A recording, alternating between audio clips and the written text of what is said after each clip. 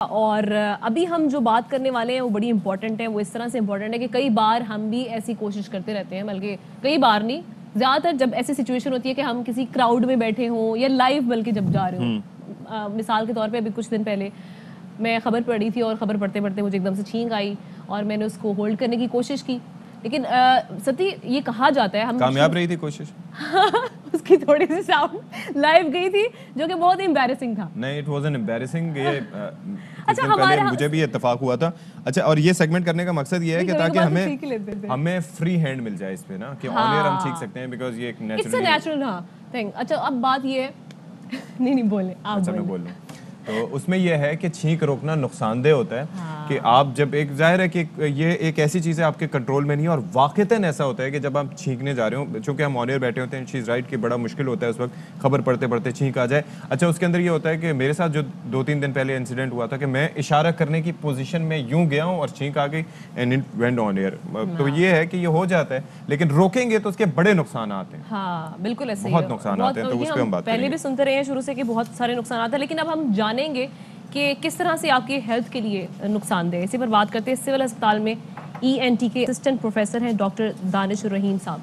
अस्सलाम वालेकुम and good morning. सबसे पहले तो हमें ये बताएं कि जब छींक आती है, एक तो रीज़न क्या है? क्योंकि हम देखते हैं कि जैसे मौसम बदलता है, मोस्टली लोग जो है उनको एकदम से स्नीजिंग स्टार्ट हो जाती है। मुझे तो बहुत ज़्यादा होती है। तो उसके बाद फिर उसको रोकना भी एक होता है कि यार अगर हम बैठे हुए हैं, एक ऐसी सिचुएशन बनी हुई है, तो उससे बड़े नुकसान भी होते हैं। जी।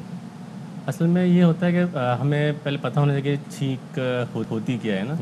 तो छींक एक तरह का रिफ्लेक्स मैकेनिज़्म है। अच्छा। जो कि बॉडी में समझे कि अल्लाह ताला ने हमें दिया हुआ है। अच्छा। कि कोई भी चीज़ जैसे फॉरेन पार्टिकल्स है, डस्ट है, एलर्जन है, वो जैसे नाक में जब जाते हैं तो उसकी वजह से जो है नाक के अंदर एक इरिटेशन का मैकेनिज़्म क्रिएट होता है। जी। जब वो मैकेनिज़्म क्रिएट होता है तो उससे कुछ स्टिमुलस है जो कि डायरेक्टली जो है मेडुला के थ्रू ब्रेन में आता है, और ब्रेन में आने के बाद वो फिर कुछ फाइबर्स होते हैं जो कि एक नर्व होती है, ट्राइजेमिनल नर्व। डॉक्टर साहब बिल्कुल आसान अल्फाज में देखें, लोग जो है ना उनको बिल्कुल थोड़ी सी आसानी। बेसिकली अगर मैं थोड़ा सा एलेबोरेट करूं कि ऐसे जरासीम आपके इरिटेंट्स जो हैं वो आपके नाक के जरिए अंदर जाने की कोशिश करते हैं कि अगर वो आपके दिमाग तक पहुंच जाए या वैसे, तो बड़ा नुकसान का बायस बन सकते हैं। बिल्कुल ऐसे ही है। हाँ, और बस समझेंगे उसकी स्टिमुलेशन की वजह से जो है फिर ये छींक का अमल एकदम से आता है। अच्छा। जिसमें हम पहले गहरी सांस अंदर लेते हैं। हाँ। ठीक है, और फिर उसको रोकते हैं हम सांस को। अच्छा। और ये ऑटोमेटिक? हाँ बिल्कुल, this is an automatic mechanism. ठीक है, उसको रोकने पर एक समझे कि एक प्रेशर क्रिएट होता है बॉडी के अंदर ना। अब समझे कि आपने इतनी बड़ी सांस अंदर ली है, उसको रोका है, ठीक है, और फिर एकदम से हम इसको ना नाक से या मुंह से इसको बाहर निकालते हैं। ठीक है, तो जब उसको बाहर निकाला जाता है तो जो भी चीज़ें जो हमारी नाक में जाती हैं हाँ, वो फिर उसके ज़रिए से फिर बाहर आ जाती हैं। सो ये डेफिनेटली ये एक अमल मैंने आपको बताया पूरा। ठीक है, अब अगर हम इसको रोकते हैं, मतलब किसी वजह से ना करें कि अवॉइड ऑफ वॉइस, मतलब इतनी आजकल कहते हैं, और आई एम श्योर कि आप भी इससे गुजरते होंगे कि कई सिचुएशंस ऐसी होती हैं। बिल्कुल, और आजकल जैसे कोविड का ज़माना है तो लोग ज़रा अवॉइड करते हैं, यार ये क्यों छींक रहा है, क्या है ये।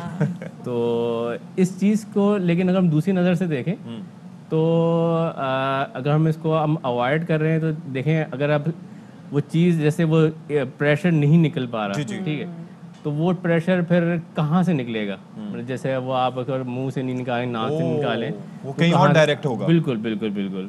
हमारे नाक और कान के दरमियान एक रास्ता दिया हुआ है अल्लाह ताला ने, जिससे उसका प्रेशर मेंटेन होता है। ठीक है। तो वो जब आप नाक और मुंह को बंद कर लेते हैं छींक के दौरान, या वो उसको नहीं निकाल पाते, तो वो फिर प्रेशर वहाँ से डाइवर्ट होकर कानों की तरफ आता है। अच्छा। हाँ, कानों की तरफ आता है तो उससे कान पर ना, वो कान के समझो आपका पर्दा है उस पर, हाँ, ईयर ड्रम, बिल्कुल उसके ऊपर वो प्रेशर आता है। ठीक है। तो अब अगर आप समझें कि वो नहीं निकालते हैं, वो प्रेशर वहाँ जाता है, तो डेफिनेटली उसको डैमेज कर सकता है। अच्छा, यानी कि हियरिंग लॉस बिल्कुल भी हो सकता है, इतना प्रेशर। हाँ बिल्कुल। अच्छा, आइस का भी कहते हैं कि उसकी भी जो वेसल्स होती हैं उसको भी ये डैमेज कर सकता है। जी, आइस की वेसल्स को भी कर सकती है। समटाइम्स ये होता है कि ब्रेन के अंदर हमारे जो दिमाग है उसके अंदर भी छोटी छोटी शरियान होती हैं खून की, तो वो बाद वो डायलेटेड होती हैं किसी भी वजह से ना। तो अगर आप वो प्रेशर नहीं रिलीज करें तो वो वहाँ पर उनके फटने का खतरा होता है। अच्छा। हाँ, तो वो इसे ब्रेन एन्यूरिज्म होता है छोटे छोटे, समटाइम वो किसी में भी हो सकता है। ठीक है। तो अगर वो आप प्रेशर रिलीज नहीं करते तो वो फटने का खतरा, तो उससे स्ट्रोक जैसे फालिज होना वो हो सकता है एकदम से।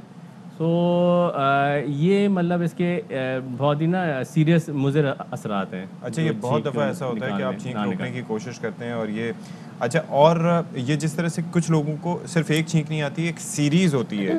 जी जी जी जी, 10-12 छींकें आ ही जाती हैं। जी जी जी, तो वो भी नुकसानदेह नहीं है, आप कह रहे हैं छींक लेना चाहिए। हाँ हाँ, रीज़न ये है कि डेफिनेटली वो किसी रीज़न की वजह से वो कर रहा है, वो अपने मतलब शौक से नहीं कर रहा है, छींक रहा है। डेफिनेटली उसके नाक में इतनी इरिटेशन है या वो फॉरेन पार्टिकल्स हैं या थ्रोट के अंदर पार्टिकल्स हैं, उसको निकालने की कोशिश कर रहा है। तो अगर वो छींक रहा है तो वो उस चीज़ से वो बच रहा है।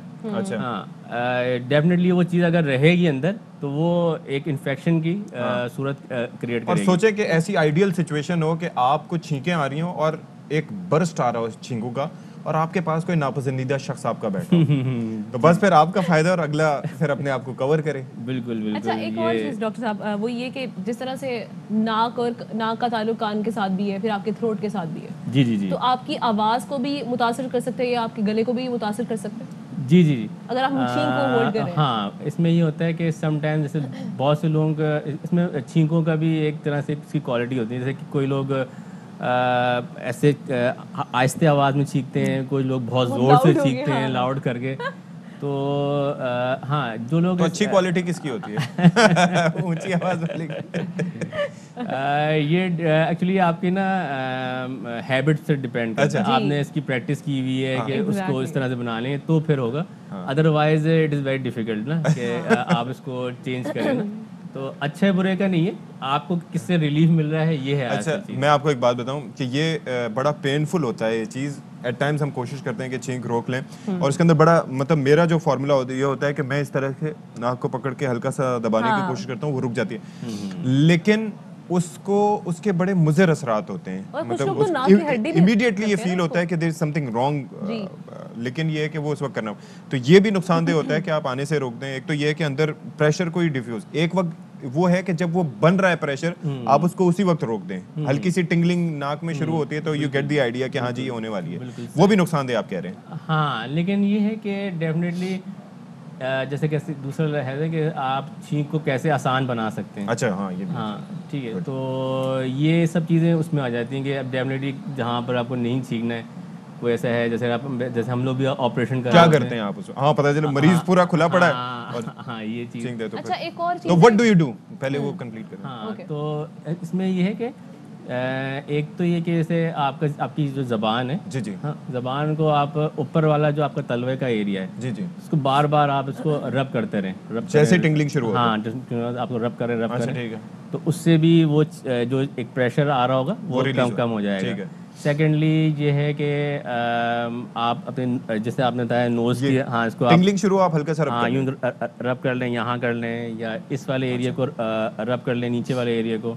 ठीक है, तो इसकी रब सेंसेशन से भी वो जो स्टिमुलस होता है वो काफी तो उस फेज में, इनिशियल फेज में रोक लेना नुकसानदेह नहीं है। हाँ, लेकिन आए प्रेशर बिल्ड हो जाए फिर ना रोकें। फिर ओके, दैट इज गुड। अच्छा डॉक्टर साहब, एक और चीज़ भी जो मैं यहाँ पे पढ़ भी रही हूँ कि एक आर्टिकल है, इसमें ये लिखा हुआ है कि इसका आपका हार्ट अटैक से भी ताल्लुक है। लाइक आपको हार्ट अटैक भी आ सकता है। मतलब इतना ये नुकसानदेह है कि अगर हम छींक रोक लेते हैं, इसे होल्ड कर लेते हैं, तो आपको हार्ट अटैक भी हो सकता है।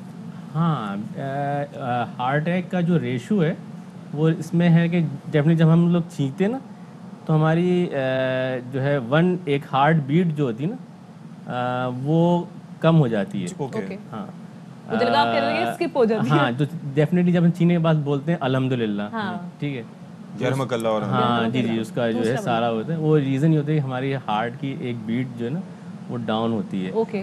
तो अब डेफिनेटली अगर कोई जिसको हार्ट का ऐसा प्रॉब्लम है, इशू है, और जिसकी कोई हार्ट एक्टिविटी स्लो रहती है, इजेक्शन फ्रैक्शन जिसका जी जी जी बिल्कुल, तो उसमें अगर अगर उसको छींकने का अमल है ज़्यादा है तो उन पेशेंट्स में ये प्रॉब्लम कर सकते को तो बिल्कुल भी रोकना चलें नहीं जी। चाहिए। Thank you so much assistant professor Danishur Rahim साहब, सर आप आए और बड़ी आपने इंपॉर्टेंट गुफ्तगू की। भाई बात सीधी सी ये है कि जितने भी लोग देख रहे हैं, रोकना नहीं है। दूसरा ये कि अपने पास रुमाल या टिश्यू पेपर्स रखें ताकि दूसरे आपके हदफ ना बने। और एक चीज़ ये है, छींक आए वेरी शॉर्टली अपने ज़ुबान को अपने जो मुंह का ऊपरी हिस्सा है वहाँ पर टच करें मुसलसल। उसके बाद ये कि हल्का सा नाक को यहाँ से हल्का रब करने की कोशिश करें। ये उस वक्त की बात है जब शुरू में सेंसेशन बिल्ड हो रही हो, एंड यू नो कि ये होने वाला है। बाद में आ जाए तो फिर ये जो डॉक्टर अशफाक इसहाक सती साहब आपको सारा उन्होंने भाषण दिया है, ये जो आपको समझा दिया उन्होंने इतना डिटेल्ड, मुझे कभी कभार ना गुमान गुजरता है कि आप भी आधे डॉक्टर हैं। नहीं, उसकी वजह ये है ना कि आपको समराइज करना एंड में वो पूरा इतना